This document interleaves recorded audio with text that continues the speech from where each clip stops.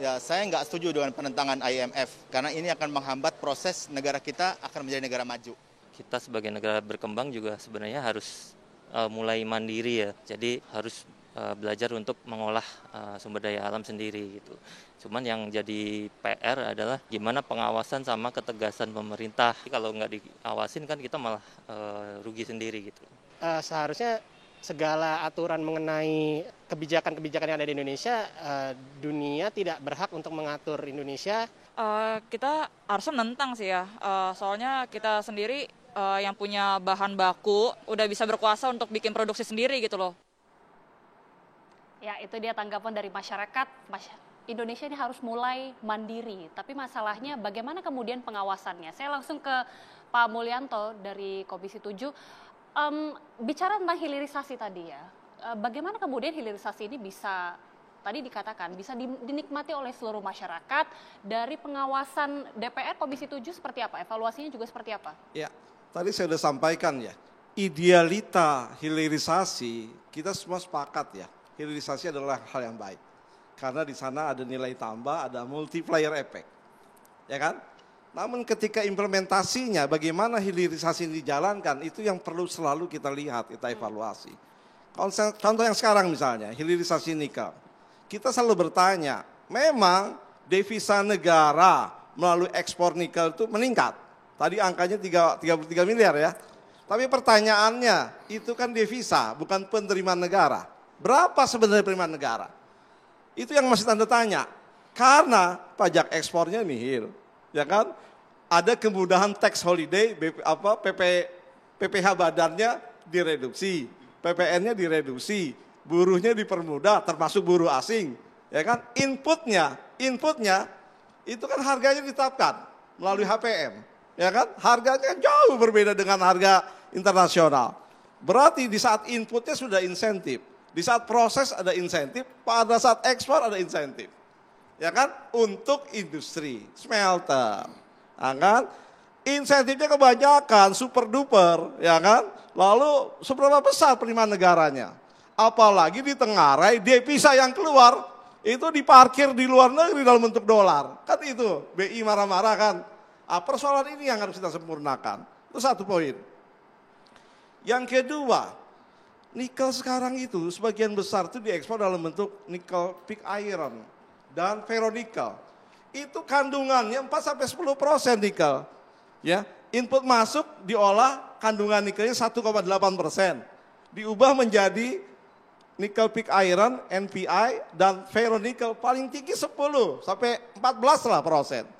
Nggak jauh-jauh banget. Saya ngunjung itu yang diekspor gede-gede, NPI itu kan.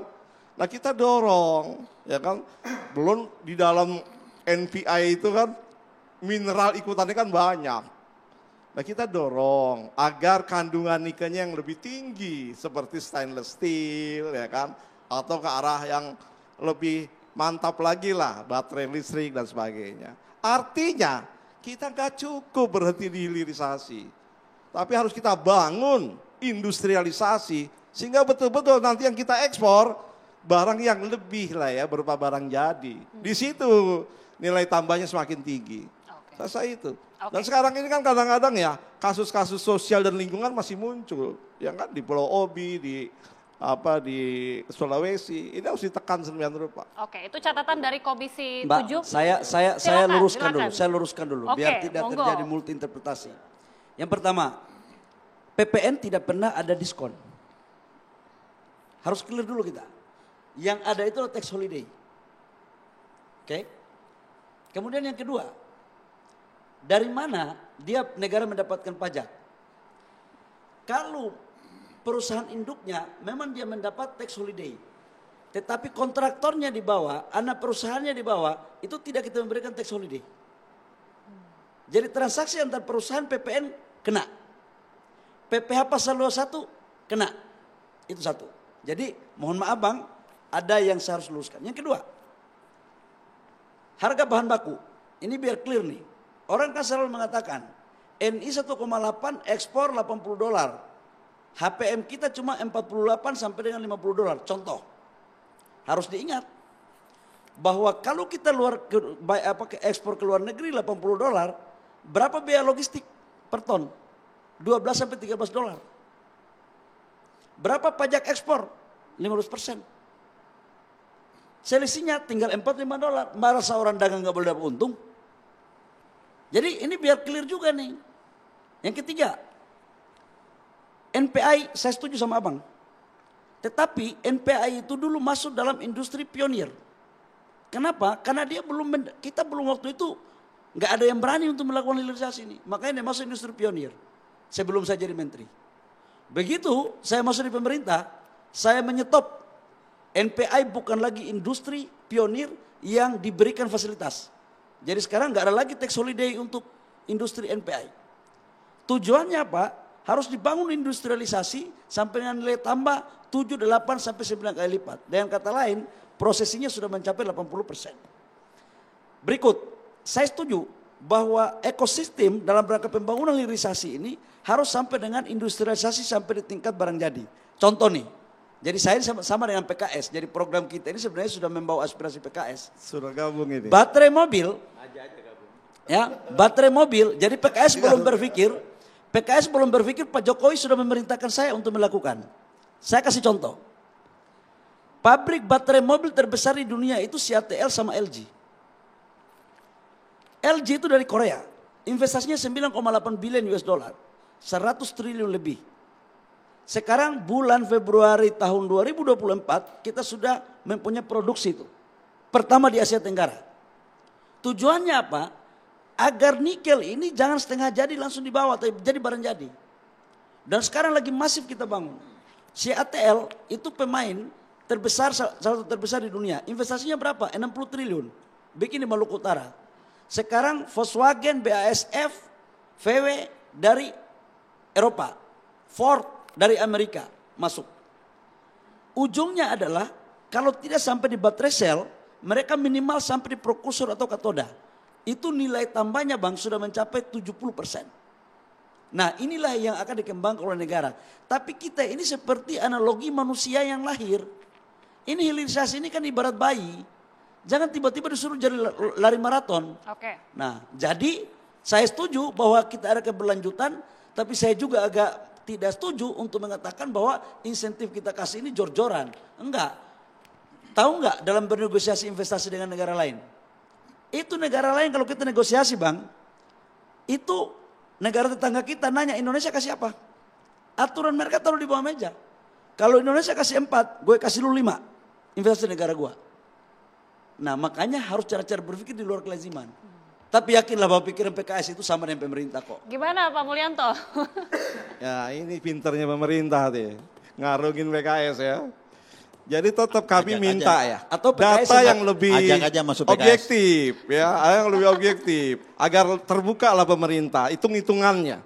Berapa penerimaan negara, bukan devisa. Yang kedua, kapan smelter kelas 2 ini di stop? Berbagai kemudahannya, pajak ekspor, ya kan? Kenakan, kan janji-janji doang. Harga mineralnya yang masuk ke smelter dinaikkan. Tax holiday dicabut. Nah misalnya. Oke. Kan? Enggak, Itu insentif kan? Tax holiday kalau NPI saya sudah cabut. Nah, Ya, biar satu-satu nih. Tax holiday NPI saya sudah cabut. Harga mineral HPM, Bang, aku mau sampaikan, tadi saya sudah kasih contoh. $80 contoh ya, harga dunia, kita di sini $48, itu sama dengan sudah $80. Karena $80 itu orang mau jualan harus ada pajak ekspor 15%, harus ada biaya logistiknya. Nah bang, pajak ekspor kan jadi nggak masuk ke pemerintah. Oh, nggak masuk dong. Kalau dulu ekspor Dulu or kan nikel, masuk, iya kan dapat masuk. iya ekspor or nikel, kalau Oke. bahan bakunya dapat dong 15%. Ya. Masuk di pemerintah dong. Itu masuk kan? Tapi kalau barangnya Sekarang kan sudah, tidak kan? ya kalau sudah, Ya. ya namanya sudah barang jadi. Mana mau Iya. ada orang investor di negara kita? Baik. Nggak bisa Itulah. begitu. Oke. Hitungan itulah yang harus Giliran lebih, saya dong. lebih Sabar, transparan. Bapak-bapak. Berapa untungnya? Sangat transparan. Ya, kok. nanti Berapa untungnya penerimaan negara dari nikel? nanti Oke. Kita minta tanggapan dipanggil dari di Pak Komisi Didik. 7 aja. Menterinya kan bisa dipanggil Komisi 7. Lain mitra pak. Boleh. Kita boleh. pernah panggil nggak Tapi datang. begini, ya. Yang Catatan dapat dari DPT. Pak Didik seperti Begini apa? ya. Silakan. Kita itu sumber daya alam di banyak negara menjadi kutukan. Dan kita sudah dikutuk 2 kali. Dulu punya minyak, minyak dikutuk, nggak jadi apa-apa. Pendapatan kita cuma 4.000.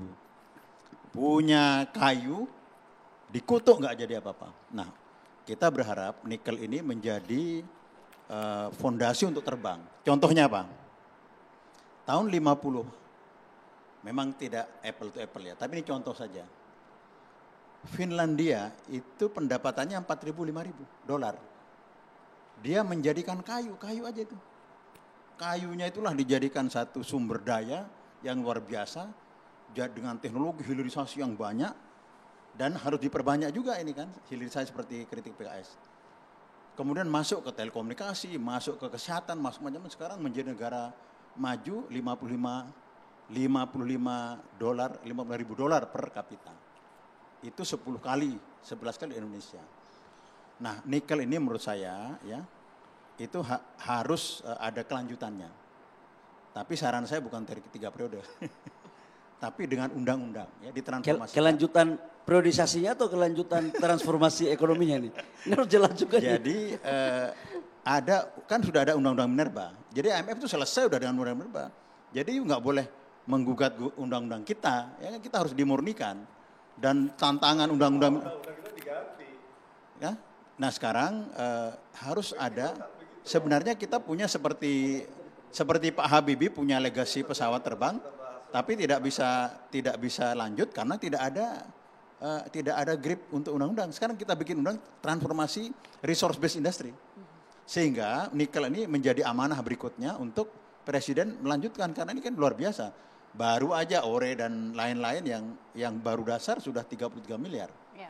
Itu bisa 100 miliar kalau diteruskan. Karena kan Korea sekarang dengan teknologi bisa 600-700 miliar dolar. Ekspor kita 150-200 miliar US dollar ya. Nah ini kita harapkan nikel itu dilestarikan lewat undang-undang. Ya. Ya. Saya kira komisi itu bisa ambil inisiatif. Baik, itu menjadi catatan tentunya. Kami masih akan kembali usai jeda pemirsa, tetaplah bersama kami di Indonesia Business Forum.